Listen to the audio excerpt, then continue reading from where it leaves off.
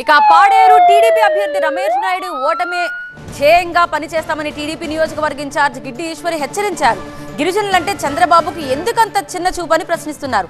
గిరిజనుల మనోభావాల్ని చంద్రబాబు ఎందుకు అర్థం చేసుకోవడం లేదని ఆవేదన వ్యక్తం చేశారు. టికెట్ కేటాయింపు వ్యవహారంలో పునరాలోచన చేసి తనకు కేటాయించాలని, లేకుంటే రమేష్ నాయుడు ఓటమికి తామంతా కలిసి పనిచేస్తామని హెచ్చరించారు గిడ్డి ఈశ్వరి.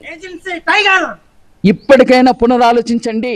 ఖచ్చితంగా కష్టపడిన మాకిస్తే గెలిచి వచ్చి మీకు బహుమానంగా ఇస్తాం.